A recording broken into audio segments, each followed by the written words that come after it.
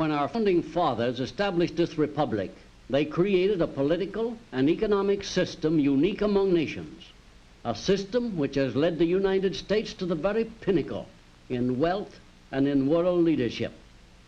This series of programs is being presented to help all of us understand better our advantages under our American way of life. For today's topic, let's join now a group of young people at the National Education Program Workshop in Searcy, Arkansas. At the classroom lectern is Dr. Clifton L. Gaines, Jr., noted young historian.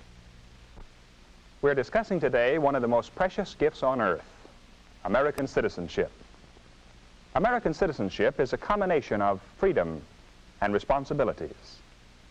The privileges of freedom come to us as a heritage from many generations of pioneering Americans.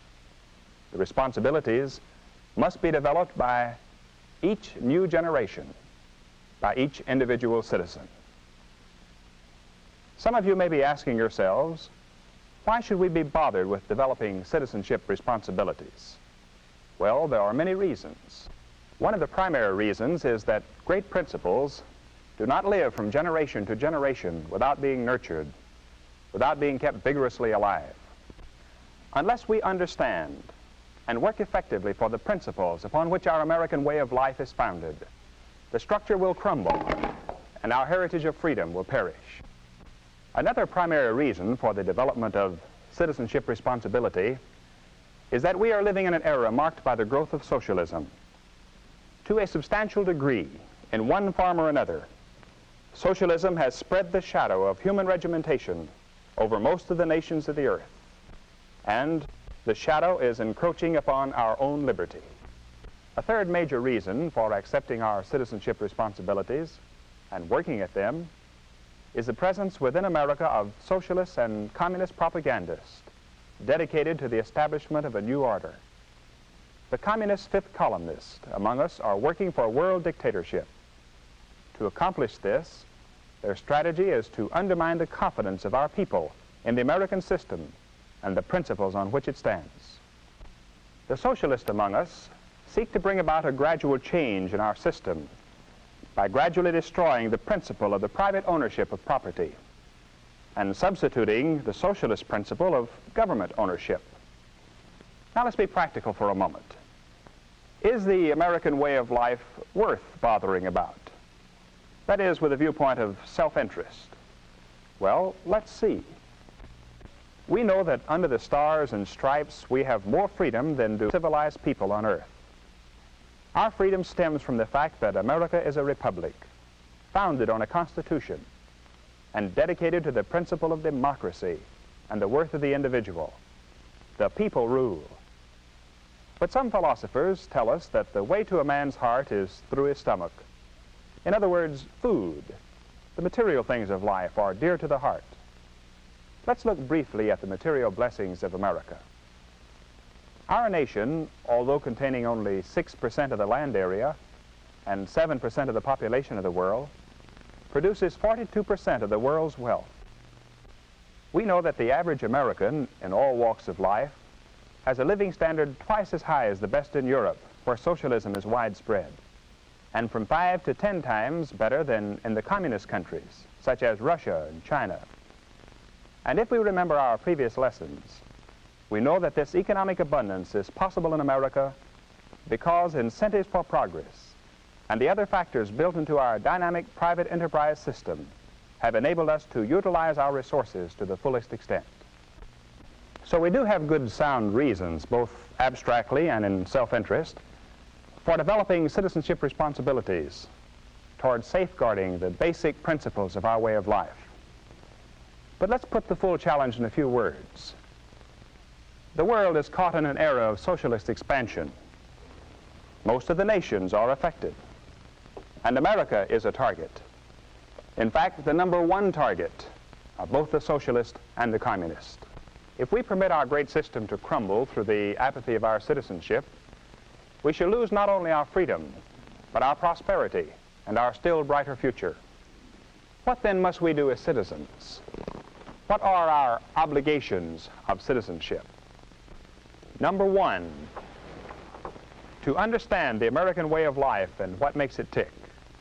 For instance, we should understand that our form of government is a republic, not a pure democracy. And we should clearly understand the difference. Who can tell us the difference in a few words? A pure democracy establishes majority rule with a minority overrun. Yes, it does. On the other hand, our republic is based on a constitution which protects minority rights. In our republic, we have representative government, not sheer majority rule. And isn't its authority divided into three branches, the executive, legislative, and judicial? Yes, it is. And it's important, too, that in our republic, authority is surrounded by an ingenious system of checks and balances that prevents autocratic or dictatorial rule. That is, if we maintain the Constitution as our basic law.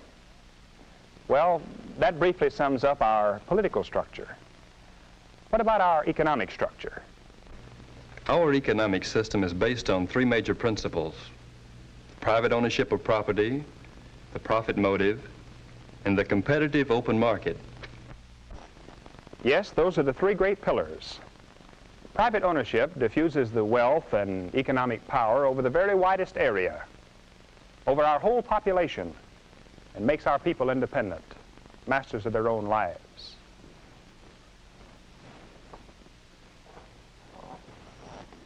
The profit motive, as we have learned, is active in all human behavior.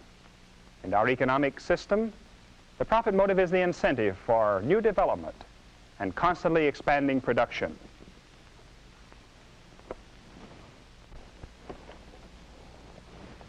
And the open competitive market is where the consumer is king. It is this factor in our economy which brings about better goods and lower prices, as one company after another tries to outdo its competitors and get the consumer's business. These are some of the basic facts about our own system which every citizen should know. But now let us go on to additional obligations of American citizenship. Number 2, to understand communism, its basic godless philosophy, its goal of world conquest, its insidious tactics, and its cunning strategy. Number 3 on our list of obligations is to understand socialism and all the cunning disguises in which it presents itself to the American people. Our 4th obligation is to understand propaganda techniques as used by both the communist and the socialist. This is a very vitally important need. Thousands of good, loyal Americans have been duped into actually aiding the communist, simply because they did not look carefully before they joined some high-sounding venture or before they more or less blindly advocated some course of action. Number 5 in the list of American citizenship obligations is to take an interest in your public schools and in your private and public-financed colleges, to take an interest in what's being taught and how it's being taught, and to take an interest in the welfare of the teachers who contribute so much to the development of America. Number 6, in addition to voting in all elections, become active in government. Run for local, state, and national office, or help select capable people of the highest integrity to serve. Be constantly vocal on all local and national political issues.